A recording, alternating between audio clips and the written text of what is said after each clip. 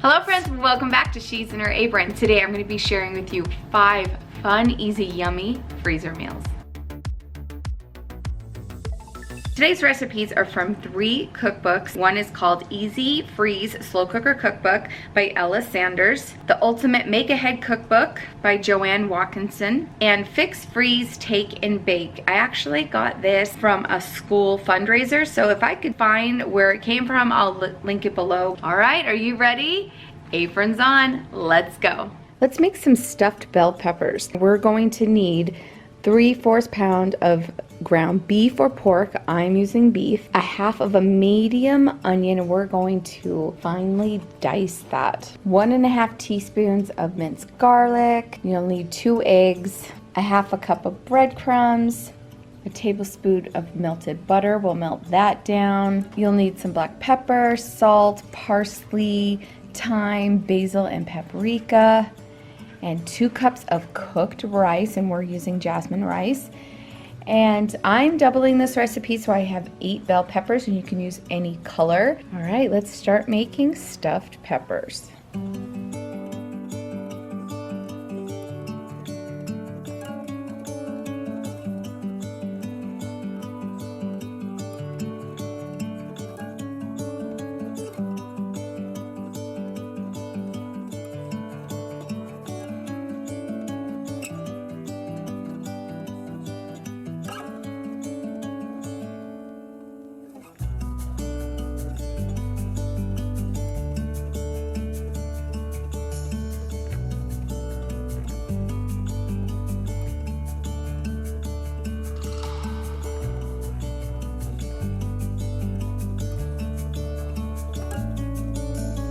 Okay, I browned my meat and I drained it. Now I'm going to add the onions.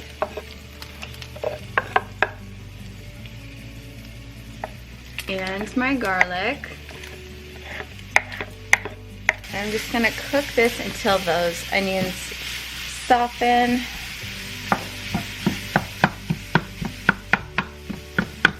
I could have probably added the onion and garlic in sooner with the meat so it didn't brown up as much, but that's okay. So we're just gonna soften this up. So yes, I switched pans because I forgot that I'm adding the rice and everything in here too. So I'm breaking down my beef as much as I can. I don't want big clumps of it in the peppers. While this softens all up, the onions do their thing. I turned off the heat. And now we're gonna add the rest of the ingredients in, so our cooked rice. And then we're gonna add the egg and all the seasonings in here. In fact, I'm gonna bring this over and put it on top of my cutting board to finish the process. You're going to beat your 2 eggs. I'm gonna pour that in. Guess that will bind all this together. Now we're gonna add our seasonings in. 1/2 teaspoon of dried thyme, a teaspoon of paprika,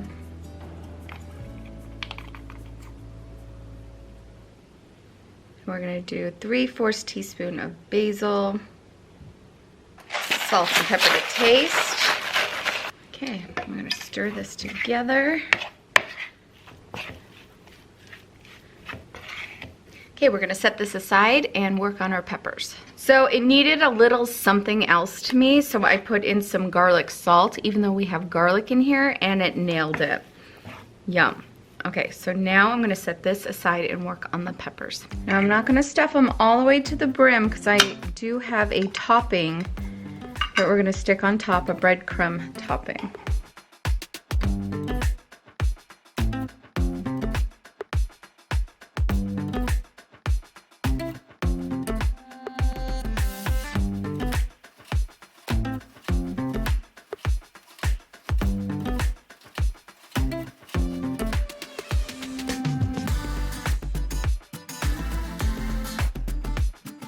So now that they're stuffed, we're gonna make the topping to put on top. We are gonna take our breadcrumbs and our parsley. I'm gonna use 1.5 teaspoons of this, and our melted butter, and we're gonna make that yummy topping. I'm gonna top each one. It's gonna get messy. Now at this point, you can put this in the freezer and freeze it for a little while, maybe up to an hour, get those breadcrumbs really on there and frozen. And then you can wrap them individually and pop them in a freezer bag or container and put it in your freezer. All right, so here are the peppers. They were in the freezer for a little while. Honestly, I forgot about them. Story of my life. I know you can freeze glass Pyrexes. I am not comfortable with that whatsoever. So I am going to put this in an aluminum pan and wrap it up. But I just wanted to show you, I guess, the process of what you do. It's all frozen. So just take your pepper, wrap it as best as you can, stick it in your Ziploc bag, label your bag, pull one out when you need it, and voila. If you're pulling this out of your freezer and you've unwrapped it, you don't need to let it thaw overnight or anything in your refrigerator like you would a normal freezer meal. You don't have to do any of that. Just stick this whole thing frozen into your oven and you're good to go. So, time for the oven. And here are the peppers all done. I probably cooked them just a little bit too long, maybe another 5 minutes too long. I don't know. But I think they're gonna be great. So we are gonna plate this up and dig in. Yum, yum, yum. Enjoy this, you guys. It's so good. Next up, we're making bacon quiche tarts. So for this, you're gonna need 6 ounces of cream cheese softened. So this has been sitting out at room temperature for just a little while. You'll need 5 teaspoons of milk, 2 large eggs, 1/2 cup of shredded Kobe cheese. I have Kobe Jack cheese, so I'm gonna use that. And then we're gonna chop up a green onion, about 2 tablespoons, and a tablespoon of finely chopped onions. And then you're gonna need 5 slices of bacon. We're gonna crumble those up. 1 package of the croissant rolls, the refrigerated croissant rolls. All right, let's get going on these yummy bacon quiche tarts. All right, we're gonna need a tablespoon of finely chopped onion.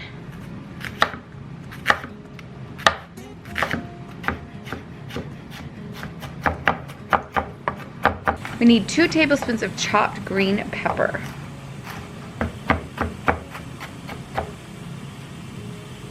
To our bowl, we're gonna mix the cream cheese and the milk together. And I'm gonna use my beaters to do this. I'm gonna add the onions and the peppers. It's probably more than what they called for, but oh well. And I'm gonna give this a mix. Guys, I got ahead of myself. We gotta also add the eggs and the cheese.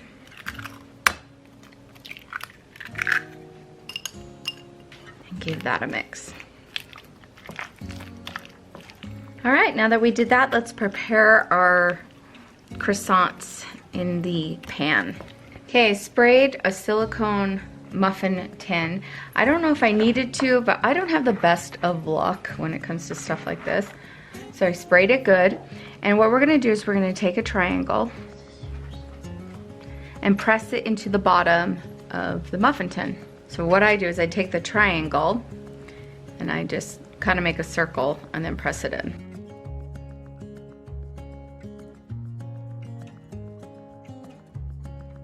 All right, there you have it. All right, what we're gonna do is take the bacon and sprinkle some in. You could chop it up, whatever you want. I'm just gonna use my fingers and tear it and put some at the bottom. Now that we have our bacon in, we're gonna scoop the mixture in. And then when we're all done doing that, we're gonna top it with more bacon.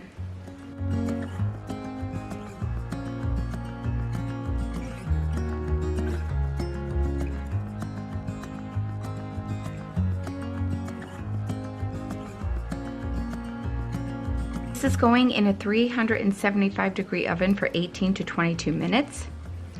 And then to freeze it, you're gonna freeze it after you bake them.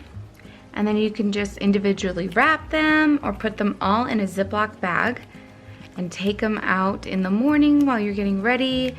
And you will have a yummy bacon quiche tart. I'm gonna put this on a baking sheet. Should have done that before. But oh well. All right, In the oven it goes. Look how easy these are just coming out of this pan. Yum. Let them cool and put them in a Ziploc bag and stick them in the freezer. Take one out the morning you need it and heat it up a little and you've got breakfast on the go. Okay, next up is maple salmon with shallots. So you're gonna need about 6 5-ounce salmon fillets, and I am using frozen because this is gonna go right into the freezer, right? So I'm using frozen. And then you're gonna need a tablespoon of olive oil, a 1/2 cup of sliced shallots, 1/2 cup of maple syrup, 1/8 cup of lime juice. I don't have fresh lime, so I'm using out of the bottle today. A 1/4 cup of soy sauce, 2 tablespoons of crushed garlic, 1 teaspoon of minced ginger, and I have this chopped ginger that we're gonna use. And this is all done in your slow cooker. So let's get this put together. Okay, so on my Ziploc bag, I'm gonna write maple salmon. And I'm gonna put slow cooker, high, 1 hour. That's it, 1 hour in your slow cooker and boom, you have maple salmon. I'm gonna slice up some shallot. Is there seriously a difference between a shallot and a regular onion? And the picture in the cookbook looks like green onion. So is green onion considered a shallot too?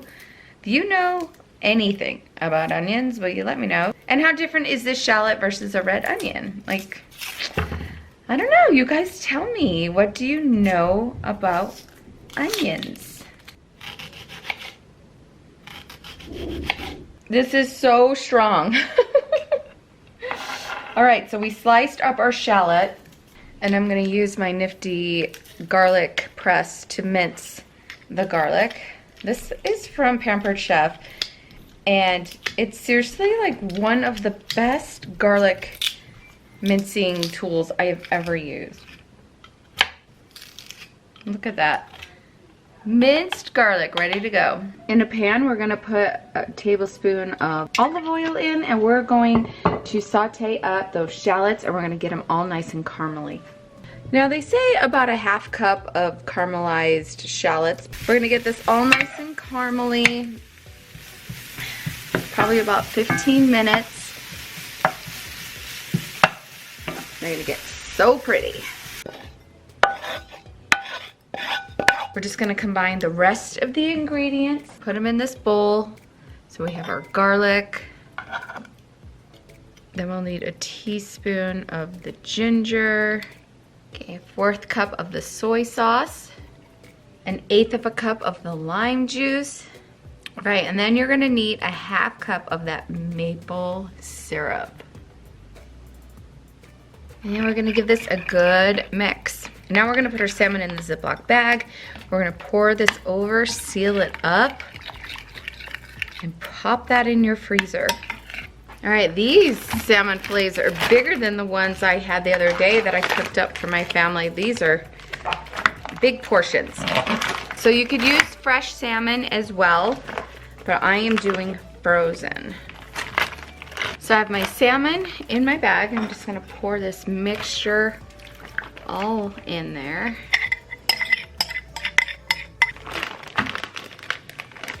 Give it a good mix. Get all the air out, put it in your freezer. This will be good, I would say, for 3 to 6 months, but honestly, use it up in 3 to 4, just because of the sauce that you have in there. Things like honey and maple syrup, they freeze, but they just do better at 3 to 4 months. So, all right, when you're ready to use it, just take it out. Let it thaw for a little while so you can work with it to get it out of the bag, but put it in frozen in your slow cooker. Maple salmon freezer meal for you. But let's see the end result. When you're ready to make this, pour the contents into your slow cooker. Okay, 1 hour on high. All right, here is the maple salmon. Look at all that caramelized onion. Yum, I'm serving it up with some jasmine rice and a salad, but do broccoli, do whatever you like, but look at this salmon. I mean, oh. All right, this is a keeper. It is so good. The maple in here, yeah, this is a keeper. You're basically marinating your salmon. Great, easy thing to put together. Knowing that you've already done all the mixing and the prep for, and all you have to do is just throw it in your slow cooker for an hour on high, so you can come home from work, put this in, unwind, and just get your rice and whatever veggies you want to do with it ready, and you have dinner. And this is amazing. Enjoy, guys. So good. So for this tortellini recipe, you're going to need a bag of refrigerated tortellini. These are the cheese lovers. And then some basil, sweet red pepper, zucchini and squash, an onion, olive oil, salt and pepper, and half and half. Okay, I'm gonna dice up the onions, the pepper, and the squash. I'd run 1,000 miles if I could run with you. And from what I have heard, you do the same thing too. I wanna say forever, we could be good together. Guess misery loves company. Better too late than never. You know we could do better. So take a chance and run with me. Everywhere we go, we turn to paradise. All I know is that I need you in my life. Let me show you how it feels to roll the dice. You know you want it, just say the word. Everywhere we go, we turn to paradise. All I know is that I need you in my life. Let me show you how it feels to roll the dice. You know you want it, just say the word. Oh. Whatever we would do, we do it just for fun. You only get so many trips around the sun. I wanna say forever, we could be good together. Guess misery loves company. Better too late than never.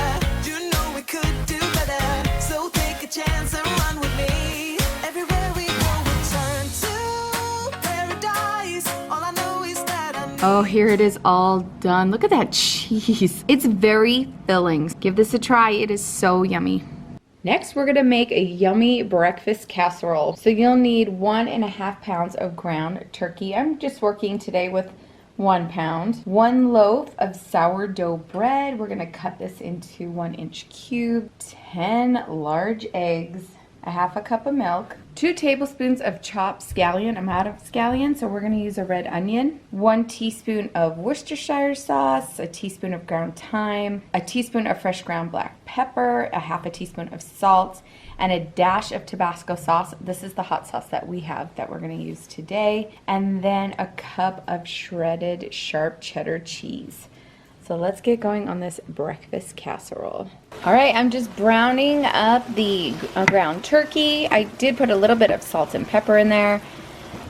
So while this is browning, I'm going to cube the bread. Okay, let's get this cubed up. There we go. All right, spray your pan. So if you're putting it in the freezer, you can use the aluminum pan. Spray that with some cooking spray. Throw down your turkey and add in your breadcrumbs, or bread cubes. They're not really crumbs. Now it said a whole loaf, this one recipe that I'm following, but that just seems like a lot of bread. I do like to follow a recipe the first time making it the way that they say it. Now I have lots of breakfast casserole recipes here on my channel. I will find some and link them down below. We have our favorites, but I like to try new ones and see if there's another one that we like and we could put it in a rotation. Okay guys, I think that's it. I'm not gonna put the rest in. There's like that much in. I don't know, that just seems like a lot to me. All right, let's set this aside. Now we're gonna work with our eggs. Get all your eggs in there.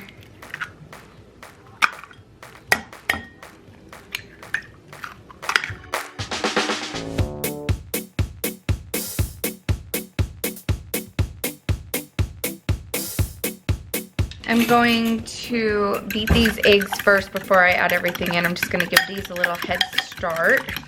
And then we're gonna add our milk, our Worcestershire sauce, our hot sauce, the thyme. Putting way more than a teaspoon because you gotta have your seasoning. Your salt and pepper.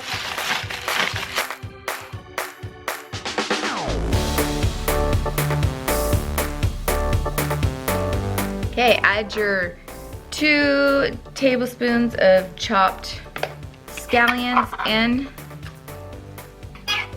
This is probably way more because yum. Give that a mix.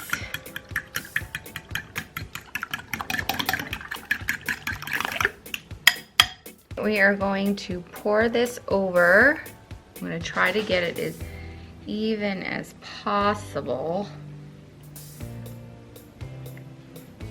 Give it a good stir. Okay. Wants us to stir it. I can do that. To me, this seems very plain, but I'm gonna follow the recipe. Maybe it's amazing. But I really wanna like put green peppers in here, bacon, but we're gonna give this a whirl. That's what's great. Try the recipe first, see how you like it, and then see what you could do to change it. But definitely make notes in your cookbook. I write in my cookbooks. Do you guys do that? I try to leave notes and everything to remember. I'm gonna end up using all that bread. They were correct. It just seemed like a lot, but there we go. This smells so good. Oh my gosh. Okay, so I'm gonna even this out and we're gonna top this with our sharp cheddar cheese. This is probably more than a cup. I don't know, I just eyeballed it, but can you honestly go wrong with cheese? I don't think so. All right, there's a few things that you could do at this point. If you want to refrigerate this and use it the next morning, let's say you're making this on Christmas Eve and you want to use it on Christmas, just put it in your refrigerator. You could leave it in your refrigerator up to 3 days. If you're going to freeze it, wrap it up now, put a label on it, get it in your freezer. You could freeze this up to 3 months. So you'll thaw overnight in the refrigerator. If you put saran wrap first and then foil, make sure you take that clear wrap off. Bake at a 350-degree oven for 30 minutes or until warm. This is going in my oven right now and it's gonna bake with aluminum foil on it for 45 minutes. And then we're gonna remove the foil and bake for another 15 minutes, okay? Until the eggs are set and the top is beginning to turn golden. Ooh, that smells so good. Look at all that cheese. This is a hit. It'll definitely be on rotation and definitely something worthy enough to have on Christmas morning. Yum. All right, friends, I hope you enjoyed this. If you make anything similar, which I'm sure you do, what do you add to your recipes? Let me know down below. I would love to hear.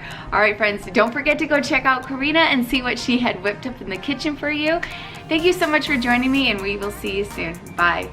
Oh, also, if you would like to see more freezer meals from me, check out this playlist right here for you. You're gonna love them.